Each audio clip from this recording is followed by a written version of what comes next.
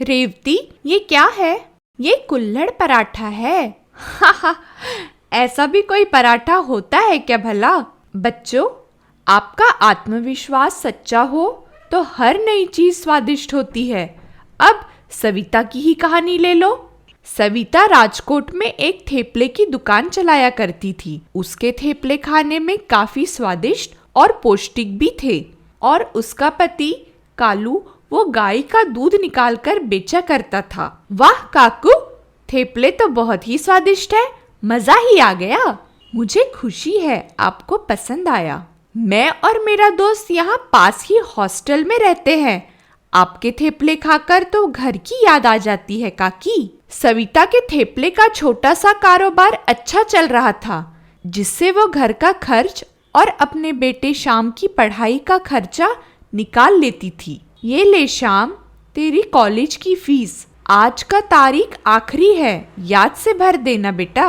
माँ, तुम और पिताजी कितनी मेहनत करते हो मेरी पढ़ाई के लिए। मैं पढ़ लिख कर तुम दोनों का बोझ हल्का कर दूंगा माँ। हाँ हाँ ठीक है बेटा, अब तो हमारी चिंता मत कर, बस अपनी पढ़ाई पे ध्यान दे। सब कुछ अच्छा चल रहा था, पर एक रोज सविता के दुकान के सामने एक फास्ट फूड का ट्रक खुल जाता है जो पिज्जा बेचने लगता है। अरे, ये मेरे दुकान के सामने फूड ट्रक किसने खड़ा कर दिया? इससे तो मेरे दुकान के ग्राहकों पर असर हो जाएगा।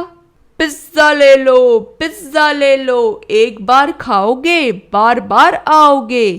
चीज पिज्जा, आओ आओ, अब आपके एरिया में भी आ गया है पिज्जा। ले लो ले लो, पिज्जा खा लो। अरे वाह, पिज्जा, वो भी चीज से भरा। आज तो मजा ही आ जाएगा। चल भाई, पिज्जा खाते हैं। लोग पिज्जा का नाम सुनते ही जैसे पागल हो गए थे। सब लोग बस पिज्जा खाने के लिए दौड़ने लगे थे और सविता के दुकान की ओर अब कोई देखता भी नहीं था।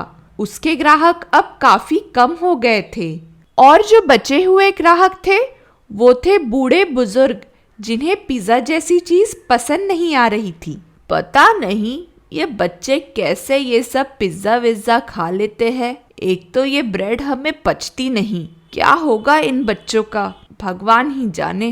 ये लीजिए अंकल, आपके लिए थेपला। पता नहीं लोग क्यों नहीं समझते कि ऐसा कुछ बनाओ जो पौष्टिक भी हो और बूढ़े बच्चे सबको पसंद आए। उस बूढ़े व्यक्ति की बात सुनकर सविता सोच में पड़ गई और घर आकर भी वो कुछ विचार ही कर रही थी कि उसके बेटे ने उसे आवाज लगाई। किस सोच में डूबी हो माँ? श्याम, ये पिज्जा कैसे बनाते हैं बेटा? पिज्जा ब्रेड के ऊपर खूब सारी सब्जियां और चीज रखा जाता है माँ, फिर उसे सेक कर परोसा जाता है। पर तुम क्यों पूछ रही हो? अगर हम ब्रेड की जगह थेपले पर पिज्जा बनाए तो कैसा रहेगा? बोलना। क्या, थेपला पिज्जा? हाँ, ये पौष्टिक भी रहेगा और इसे हर उम्र के लोग भी खा सकेंगे। विचार तो अच्छा है माँ, लेकिन सब्जियां तो हम ले आएंगे, पर इतना सारा चीज बाहर से खरीदना बहुत महंगा पड़ जाएगा हमको। अरे, चीज हम बना देंगे दूध में से, तुम उसकी चिंता मत करो। फिर ये तो बढ़िया रहेगा। श्याम और उसकी माँ थेपला पिज्जा की तैयारी करते हैं, पर क्योंकि ये एक नई चीज थी इसलिए लोग उसे खाने के लिए हिचकिचा रहे थे। श्याम, तू एक काम कर, आसपास के हॉस्टलों में ये थेपला पिज्जा फ्री में दे आ। जब लोग इसे पसंद करेंगे खाना, तभी तो हमारे पास आएंगे। ठीक है माँ। श्याम ठीक वैसा ही करता है। वो थेपला पिज्जा को हॉस्टल में गलियों में फ्री में दे आता है। और फिर क्या था, लोगों को ये थेपला पिज्जा बहुत ही ज्यादा पसंद आता है और इसे खाने के लिए लोगों की भीड़ लग जाती है। हाँ हाँ, सब्र करिए, सबको मिलेगा। ये लीजिए, आप भी लीजिए।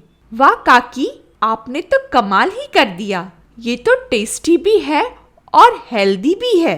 मजा आ गया काकी। सविता का थेपला पिज्जा हर जगह मशहूर हो गया था और हॉस्टल के बच्चे तो इसे बहुत शौक से खाने लगे थे। पर इससे सामने वाले फास्ट फूड वाले के पास कोई नहीं आ रहा था, इसलिए वो सविता से जलने लगा था। इस सविता का तो कुछ करना पड़ेगा। अब मैं इसे ऐसे नहीं जीतने दे सकता। अभी इस दुकान के मालिक को फोन करके भड़काता हूँ, फिर देखता हूँ ये यहाँ अपना पिज्जा थेपला कैसे बेचती है। रंजीत ने जलन में आकर दुकान के मालिक को फोन किया और उसे सविता के खिलाफ भड़काने लगा कि वो सबको झूठ कहती है कि ये दुकान उसकी अपनी दुकान है। ऐसा मत कीजिए मालिक, आप तो जानते हैं यही मेरी रोजी रोटी है। मैं तो सालों से यहाँ काम कर रही हूँ। आप ऐसा क्यों कर रहे हैं मालिक? ऐसा मत कीजिए। सविता, अब तुम यहाँ काम नहीं कर सकती, निकल जाओ अपना सामान लेकर यहाँ से। सविता के हाथ पैर जोड़ने पर भी दुकान के मालिक ने उसकी एक नहीं सुनी। बेचारी सविता और उसका बेटा श्याम रोते रोते घर वापस आ गए। दुकान बंद होने के कारण उनका बहुत नुकसान हो रहा था और अब तो घर का खर्चा निकलना भी मुश्किल हो गया था। अब हमें कुछ तो करना होगा श्याम। हम ऐसे हाथ पे हाथ धरे नहीं बैठ सकते बेटा। हम घर से काम शुरू करेंगे और डिलीवरी भी करेंगे। हम अपने थेपला पिज्जा को घर घर तक पहुंचाएंगे बेटा। वो कहते हैं ना, मन के हारे हार है, मन के जीते जीत। सविता ने अपने थेपला पिज्जा को घर घर पहुंचाना शुरू कर दिया। वो थेपला पिज्जा बनाती और उसका बेटा और उसके पति उसकी डिलीवरी करने जाते थे। इससे लोगों को घर बैठे बैठे सस्ते और पौष्टिक चीज का आनंद मिल जाता था। धीरे धीरे सविता का थेपला पिज्जा उसकी शान बन गया था। अब लोग दूर दूर से इसे खाने के लिए आने लगे थे। सविता की मेहनत ने उसे अपनी किस्मत बदलने पर मजबूर कर दिया। बच्चों, अगर सविता एक नई चीज बनाकर अपनी मेहनत से आगे बढ़ सकती है तो हमारी रेवती क्यों नहीं कर सकती? मुझे माफ कर देना रेवती, मैंने तुम्हारा मजाक उड़ाया। कोई बात नहीं, ये लो कुल्हड़ पराठा खाओ। शाबाश बच्चों, शाबाश। ऐसी ही और मनोरंजन कहानियाँ सुनने के लिए हमारे चैनल गुरुकुल कहानियों के साथ जुड़े रहिए। अपने दोस्तों के साथ लाइक करिए, सब्सक्राइब करिए और शेयर करिए। मिलते हैं एक और नई कहानी के साथ। तब तक के लिए नमस्कार।